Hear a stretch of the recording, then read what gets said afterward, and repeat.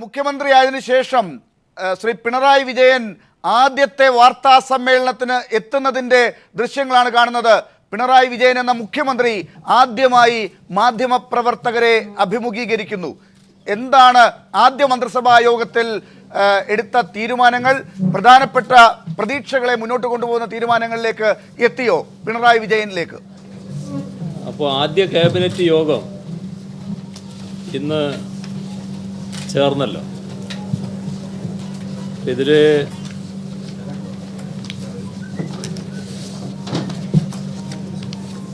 കേരളത്തിൽ ഏറ്റവും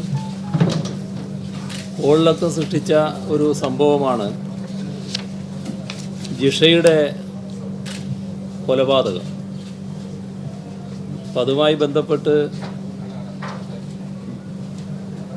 കേരളീയ സമൂഹം വലിയ തോതിൽ ഇന്ന് നിലനിൽക്കുന്ന പ്രശ്നങ്ങളിൽ അതൃപ്തി രേഖപ്പെടുത്തി കഴിഞ്ഞാണ്. അപ്പോൾ ആദ്യത്തെ പ്രശ്നം ആ കേസ് അന്വേഷണവുമായി ബന്ധപ്പെട്ടതാണ്. കേസ് അന്വേഷണത്തിൽ ഗുരുതരമായ വീഴ്ചകളുണ്ടായി എന്നാണ് പൊതുസമൂഹത്തിൻ്റെ അഭിപ്രായം. വല്ലാത്ത ഉത്കണ്ഠ നാട്ടിലാകെ അതുമായി ബന്ധപ്പെട്ട് ഉയർന്നു വന്നിട്ടുണ്ട്. മഹസർ തയ്യാറാക്കിയത് മുതൽ ശവശരീരം ദഹിപ്പിച്ചതുവരെ സാധാരണ നടപടികൾക്ക് വിരുദ്ധമായ കാര്യങ്ങളാണ് സംഭവിച്ചത്. അപ്പോൾ ഇതുമായി ബന്ധപ്പെട്ട് ഇപ്പോഴുള്ള അന്വേഷണ സംവിധാനത്തിൽ അതൃപ്തിയാണ് പൊതുവെ കേരളത്തിൽ ഉയർന്നു വന്നത്. ഇത് മന്ത്രിസഭ ഗൗരവമായി തന്നെ പരിഗണിച്ചു. ഇന്നത്തെ അന്വേഷണ സംവിധാനത്തിന് മാറ്റം വേണം എന്നാണ് ക്യാബിനറ്റ് കണ്ടത്. നേരത്തെ പൊതുവിൽ അഭിപ്രായം ഉയർന്നു വന്നിരുന്നത് ഒരു വനിതാ പോലീസ് ഓഫീസറുടെ നേതൃത്വത്തിൽ അന്വേഷണം നടക്കണമെന്നായിരുന്നു. അപ്പം അത് ശ്രീമതി സന്ധ്യയുടെ നേതൃത്വത്തിൽ ഉള്ളൊരു പ്രത്യേക ടീം അന്വേഷിക്കണം എന്നാണ് കാണുന്നത്. ആ തരത്തിൽ ഒരു തീരുമാനം അതുമായി ബന്ധപ്പെട്ട് നടത്തിയിട്ടുണ്ട്. കുടുംബത്തിൻ്റെ പുനരധിവാസവുമായി ബന്ധപ്പെട്ട പ്രശ്നത്തിൽ വീട് നിർമ്മാണം സമയബന്ധിതമായി പൂർത്തിയാക്കണമെന്നാണ് കണ്ടിട്ടുള്ളത്. ഇപ്പോൾ നിർമ്മിച്ചുകൊണ്ടിരിക്കുന്ന വീട് 45 ദിവസത്തിനുള്ളിൽ പൂർത്തിയാക്കാനാവണം. അത് കലക്ടർ തന്നെ അതിൻ്റെ ചുമതല വഹിക്കുകയും വേണം. ജിഷയുടെ സഹോദരിക്ക് ജോലി കൊടുക്കുന്ന പ്രശ്നമുണ്ട്. ആ ജോലി ഇതേവരെ നൽകാനായിട്ടില്ല. പെട്ടെന്ന് തന്നെ ആ ജോലി കണ്ടെത്തി നൽകാനാവണം എന്നും തീരുമാനിച്ചിട്ടുണ്ട്. അത് നേരത്തെ തീരുമാനിച്ചതാണ്, പക്ഷേ നടപ്പായിട്ടില്ല.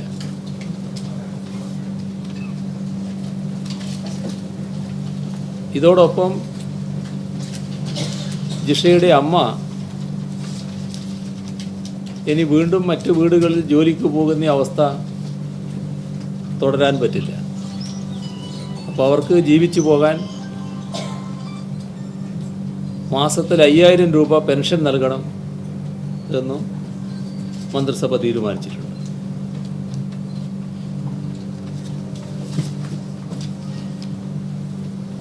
മറ്റൊരു തീരുമാനം മന്ത്രിസഭ എടുത്തത്, ഇപ്പോൾ കേരളത്തിൽ അപ്രഖ്യാപിത നിയമന നിരോധനം നിലനിൽക്കുന്നുവെന്ന് യുവജന സംഘടനകളെല്ലാം പരാതി ഉന്നയിച്ചിട്ടതാണ്. ഇതിന് കാരണം ഒഴിവുകൾ കൃത്യമായി റിപ്പോർട്ട് ചെയ്യപ്പെടുന്നില്ല. അപ്പോൾ ഒഴിവുകൾ റിപ്പോർട്ട് ചെയ്യുന്നതിന് 10 ദിവസത്തെ സമയമാണ് അനുവദിച്ചിരിക്കുന്നത്. 10 ദിവസത്തിനുള്ളിൽ എല്ലാ ഡിപ്പാർട്ട്മെൻറ്റുകളും ഒഴിവുകൾ റിപ്പോർട്ട് ചെയ്യണം.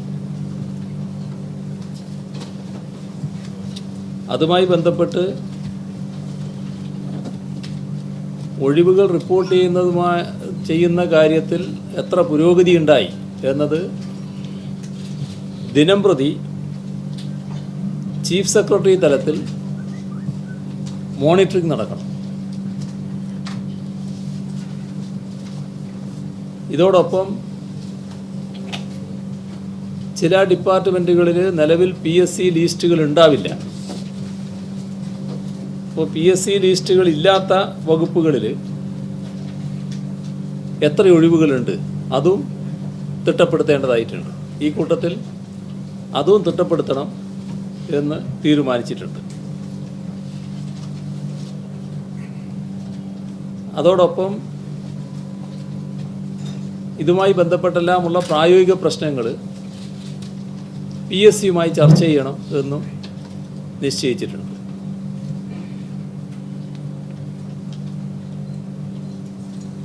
കേരളത്തിൽ നിത്യോപയോഗ സാധനങ്ങളുടെ വില ക്രമാതീതമായി വർദ്ധിക്കുന്ന അവസ്ഥ തുടരുന്നുണ്ട്. ഇക്കാര്യത്തിൽ വില പിടിച്ചു നിർത്തുന്നതിന് ഉതകുന്ന നടപടികൾ സ്വീകരിക്കേണ്ടതായിട്ടുണ്ട്. ഇപ്പോൾ വിലക്കയറ്റം പിടിച്ചു നിർത്തണമെങ്കിൽ സിവിൽ സപ്ലൈസ് കോർപ്പറേഷൻ മുഖേനയുള്ള പൊതുവിതരണ ശൃംഖല ശക്തിപ്പെടുത്തണം. നേരത്തെ 75 കോടി രൂപയാണ് ഇതിനുവേണ്ടി ബജറ്റിൽ വകയിരുത്തിയിരുന്നത്. ഇപ്പോൾ പൊതുവിതരണ ശൃംഖല ശക്തിപ്പെടുത്താനും വില വർദ്ധിക്കാതിരിക്കുന്നതിന് ഇടപെടുന്നതിനുമായി നേരത്തെ നിശ്ചയിച്ചത് ഇരട്ടിയാക്കണം എന്ന് മന്ത്രിസഭ തീരുമാനിച്ചിട്ടുണ്ട്. പിന്നീട് ആവശ്യമാണെങ്കിൽ തുടർന്നും പണം അനുവദിക്കേണ്ടതായിട്ടുണ്ടെങ്കിൽ അനുവദിക്കുകയും ചെയ്യും.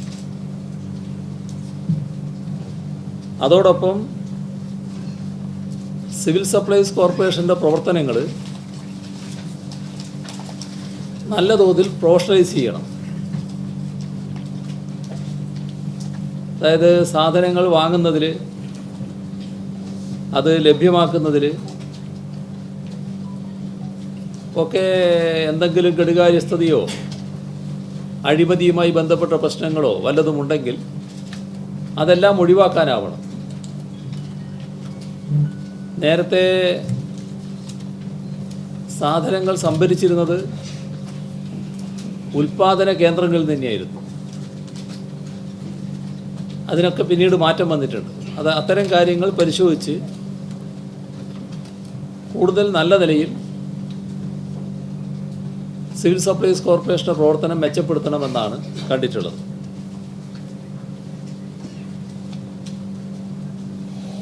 ഇതോടൊപ്പം മന്ത്രിസഭാ യോഗം ഇന്ന് തീരുമാനിച്ചത് ക്ഷേമ പെൻഷനുകളുടെ കാര്യമാണ്. ക്ഷേമ പെൻഷനുകളുടെ കാര്യത്തിൽ ഇപ്പോൾ ഉള്ള കുടിശ്ശികയാകെ കൊടുത്തു തീർക്കണമെന്ന് തീരുമാനിച്ചിട്ടുണ്ട്. അതോടൊപ്പം ക്ഷേമ പെൻഷനുകൾ വർദ്ധിപ്പിക്കും എന്ന് നേരത്തെ പ്രഖ്യാപിച്ചതാണ്. അത് 1000 രൂപയാക്കും എന്നുള്ളത്. അപ്പോൾ അത് 1000 രൂപയാക്കുന്ന നടപടികൾ 1000 രൂപയാക്കാൻ തീരുമാനിക്കുന്നു. അതിൻ്റെ ബന്ധപ്പെട്ട നടപടികൾ ഇതിൻ്റെ തുടർച്ചയായിട്ട് ബജറ്റ് വരുമ്പോൾ അതിൻ്റെ ഭാഗമായി വിശദാംശങ്ങൾ പ്രഖ്യാപിക്കുകയും ചെയ്യും. മറ്റൊരു പ്രശ്നം വീടുകളിൽ പെൻഷൻ എത്തണമെന്നുള്ളതാണ്. പ്രായമായവർ, വളരെ അവശരായവർ വീടുകളിൽ പെൻഷൻ കിട്ടണമെന്ന് ആഗ്രഹിക്കുന്നവരാണ്. അപ്പോൾ അതിന് ഉതകുന്ന നടപടികൾ സ്വീകരിക്കും. അത് എങ്ങനെ പ്രാവർത്തികമാക്കാമെന്നതിനെക്കുറിച്ച് റിപ്പോർട്ട് നൽകാൻ ചീഫ് സെക്രട്ടറിയെ ചുമതലപ്പെടുത്തിയിട്ടുണ്ട്. ചില മാർഗങ്ങളുണ്ട്, അതിലേത് മാർഗ്ഗമാണ് നല്ലത് എന്ന് കണ്ടെത്താനാണ് ചീഫ് സെക്രട്ടറിയെ ചുമതലപ്പെടുത്തിയിരിക്കുന്നത്. ഇപ്പോൾ ഇന്ത്യയിൽ, നമ്മുടെ രാജ്യത്ത് പഞ്ചവത്സര പദ്ധതി ഇപ്പോൾ ഉപേക്ഷിച്ചിരിക്കുകയാണ്. പക്ഷേ കേരളത്തിൽ 13ാം പഞ്ചവത്സര പദ്ധതിയുടെ പ്രവർത്തനങ്ങൾ അതിന് രൂപം നൽകേണ്ടതുണ്ട് എന്നാണ് മന്ത്രിസഭ കണ്ടിട്ടുള്ളത്. അത് സർക്കാർ തലത്തിൽ മാത്രമല്ല, തദ്ദേശ സ്ഥാപനങ്ങളുടെ തലത്തിലും ഈ പദ്ധതി പ്രവർത്തനങ്ങൾ ആരംഭിക്കേണ്ടതായിട്ടുണ്ട്. കേന്ദ്ര ഗവൺമെൻറ് പ്ലാനിംഗ് കമ്മീഷൻ വേണ്ടെന്ന് വെച്ചിട്ടുണ്ട്. എന്നാൽ കേരളത്തിൽ പ്ലാനിംഗ് ബോർഡ് വേണം എന്ന് തന്നെയാണ് മന്ത്രിസഭ കണ്ടിട്ടുള്ളത്.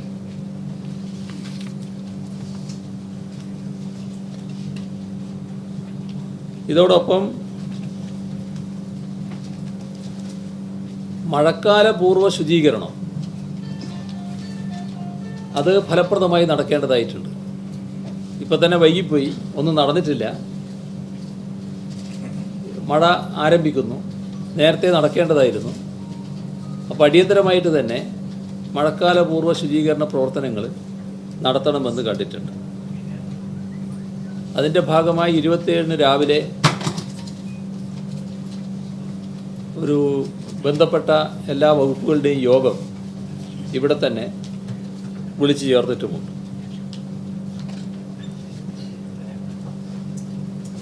നമ്മുടെ സംസ്ഥാനത്ത്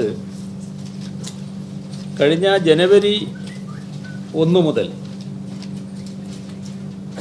ഒട്ടേറെ വിവാദ തീരുമാനങ്ങൾ സർക്കാർ തലത്തിൽ എടുത്തിട്ടുണ്ട്, മന്ത്രിസഭ എടുത്തിട്ടുണ്ട്. അത്തരം വിവാദ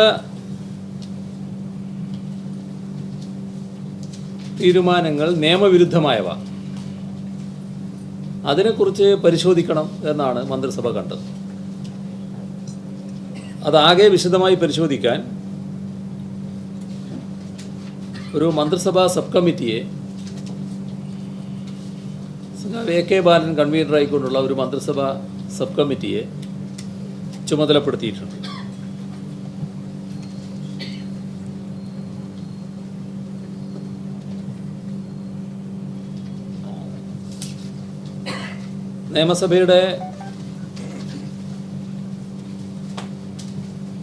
നിയമസഭാംഗങ്ങളായി തിരഞ്ഞെടുക്കപ്പെട്ടവരുടെ സത്യപ്രതിജ്ഞാ ചടങ്ങ് നടക്കേണ്ടതായിട്ടുണ്ട്. അത് പിന്നെ ഗവർണറുടെ സമ്മതവും കൂടി വാങ്ങേണ്ട പ്രശ്നമായതുകൊണ്ട് ഗവർണറുമായിട്ട് ബന്ധപ്പെടാൻ തീരുമാനിച്ചിട്ടുണ്ട്. അത് ഗവർണറുടെ സൗകര്യത്തിനനുസരിച്ച് അടുത്ത് തന്നെ തീയതി നിശ്ചയിച്ച് നടത്താനാണ് ഉദ്ദേശിക്കുന്നത്.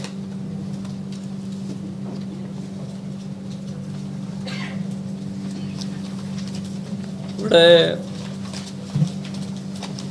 മന്ത്രിമാർക്ക് സ്വീകരണങ്ങളും മറ്റും നൽകുന്ന ഘട്ടത്തിൽ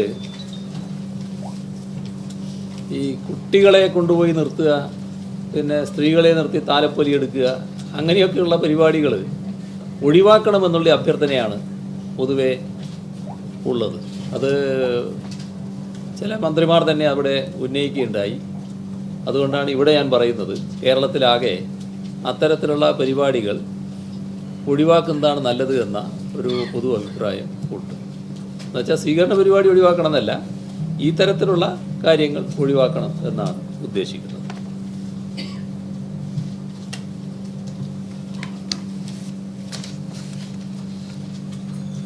ഇതാണ് മന്ത്രിസഭ എടുത്ത തീരുമാനം. കൊലപാതകവുമായി ബന്ധപ്പെട്ട ഏതെങ്കിലും തരത്തിലുള്ള കത്ത്,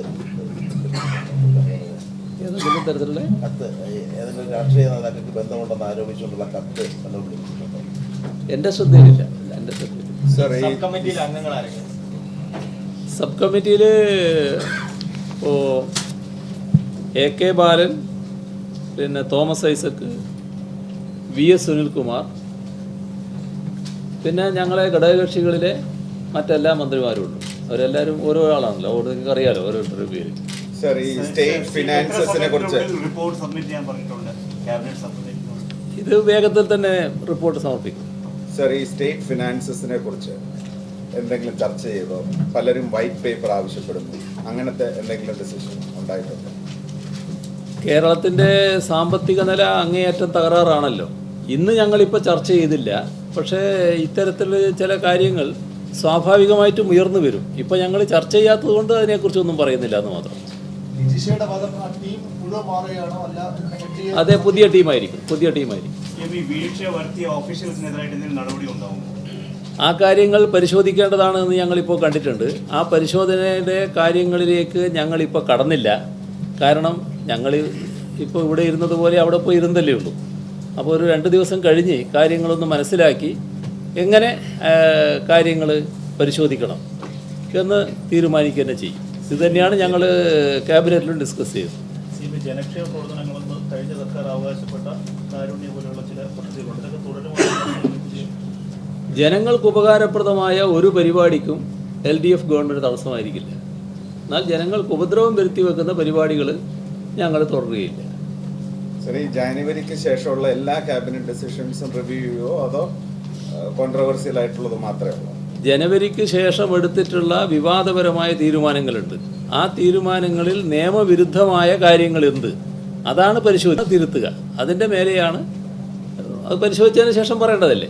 ആ പരിശോധന നടക്കട്ടെ. കൗണ്ടിംഗ് ഡേ 19 വരെ സ്ഥലം മാറ്റ ഉത്തരവുകൾ ഇറങ്ങിയിട്ടുണ്ട് സെക്രട്ടറിയേറ്റ്. അത് പരിശോധിക്കും. സ്ഥലം മാറ്റ കാര്യത്തിൽ ഇപ്പം ഞങ്ങളൊന്നും പരിശോധിച്ചിട്ടില്ല, ഇപ്പോൾ ഒന്നും എടുത്തിട്ടില്ല. അതായത് ഈ കൗണ്ടിംഗ് നടക്കുന്ന ദിവസം അടക്കം. അല്ല, അതൊക്കെ സാധാരണ ഗവൺമെൻറ്റിൻ്റെ ദൈനംദിന പ്രവർത്തനത്തിൽപ്പെട്ടതാണല്ലോ. അത് പിന്നീട് നമുക്ക് നോക്കാം. ഞങ്ങളൊന്ന് ഇരിക്കട്ടെ, എന്നിട്ട് ആലോചിക്കാമല്ലോ എന്താണെന്നുള്ളത്.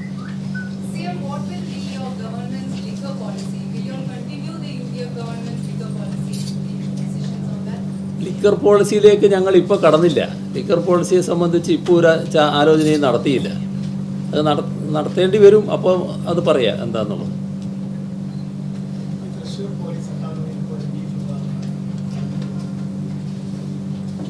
ബീഫ് വിവാദം സംബന്ധിച്ച് എന്താ പ്രശ്നം എന്നുള്ളത്, എന്താ പ്രശ്നം? ബീഫ് വയ്ക്കാൻ പാടില്ല എന്ന് പറഞ്ഞിട്ട് ഉത്തരവ് പോലീസ് അക്കാഡമി ഈ കേഡറ്റ്സിന് ഇത് വിളമ്പുന്നത് നിരോധിച്ചു. ഇവിടുത്തെ പോലീസ് ഓഫീസർ ചുമതലയുള്ള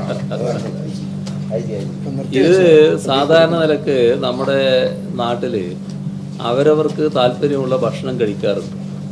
ആ കഴിക്കുന്ന ഭക്ഷണം ഇന്നതേ കഴിക്കാൻ പാടുള്ളൂ എന്ന് ഒരു ഓഫീസർക്കും നിർബന്ധിക്കാൻ അവകാശമില്ല.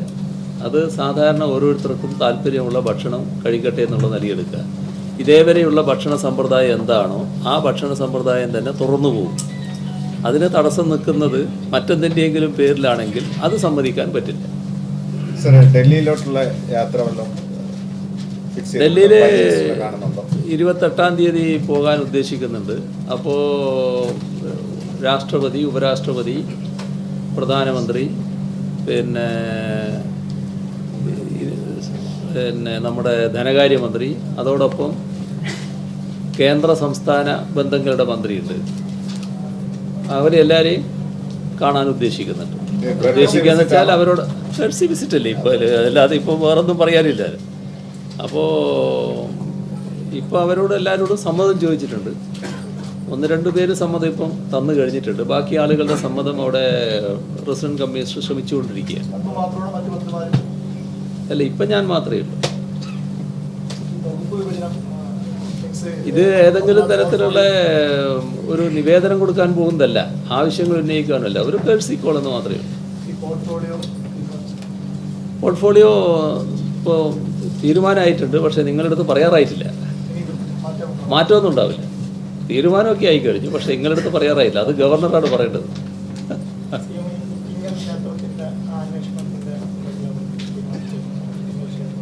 ഇന്ന് ഞങ്ങൾ ആലോചിച്ചില്ല. അത് ഇല്ല. പ്രധാനപ്പെട്ട പോസ്റ്റിംഗ് അല്ല, ഒരു പോസ്റ്റിങ്ങിൻ്റെ കാര്യം ഞാൻ പറഞ്ഞല്ലോ, അതേ ഉള്ളൂ. ഇപ്പോൾ ബാക്കി കാര്യങ്ങളൊന്നും ഞങ്ങളിപ്പോൾ ആലോചിച്ചിട്ടില്ല. ഒറ്റ കാര്യം മാത്രമേ ആലോചിച്ചിട്ടുള്ളൂ. 2000 cc മേളിലുള്ള വാഹനങ്ങൾ രജിസ്റ്റർ ചെയ്യുന്നതിന് ഹരിത ഡ്രൈവറുടെ ഞങ്ങളത് ആലോചിച്ചില്ല. എന്താ നിയമനം ഇല്ല, ഒന്നും ഇപ്പോൾ ആലോചിച്ചില്ല. CM-നെ ജനങ്ങൾക്ക് കാണാൻ വേണ്ടി ഡെയിലി എന്തെങ്കിലും സമയം നിശ്ചയിച്ചു? ഇവിടെ ഉണ്ടാകുന്ന സമയത്ത് സാധാരണ കാണാനൊരു സമയം ഉണ്ടാവും. അത് മിക്കവാറും വൈകുന്നേരങ്ങളിലാണ് ഉണ്ടാകാറ്. ഇപ്പം ഞാൻ തുടങ്ങിയിട്ടല്ലേ അതൊക്കെ ഒരു സമയക്രമം വരിക. തുടങ്ങിയതിന് ശേഷം നമുക്ക് നിശ്ചയിക്കാം. ഏതായാലും ഒരു സമയം ഉണ്ടാവും. ഈ ക്യാമറ ഉണ്ടാവുമോ? കഴിഞ്ഞ പ്രാവശ്യം അത് ട്രാൻസ്പെറൻസിയുടെ ഭാഗമായിട്ടായിരുന്നു. ആ ട്രാൻസ്പെറൻസി എന്താണെന്ന് കേരളം ആകെ കണ്ടതാണ്. അതേപോലെ ഉണ്ടാവുമോ ഇല്ലയോ എന്ന് ആ ക്യാമറ ഇളക്കി മാറ്റി എനിക്കറിയില്ല അതിനെപ്പറ്റി എന്താണെന്ന്. അത് അന്വേഷിച്ചാലേ പറയാൻ പറ്റും. അപ്പോൾ നമുക്ക് ഇത്രയും മതിയല്ലോ അല്ലേ? ക്യാബിനറ്റ് ബുധനാഴ്ച തന്നെ മാറ്റമുണ്ടാക്കും. ബുധനാഴ്ചകളുണ്ടാവും. പക്ഷേ എല്ലാ ക്യാബിനറ്റിലും നിങ്ങളെ കാണേണ്ടതുണ്ടോ എന്നുള്ളത് അറിയില്ല. ശരി ശരി.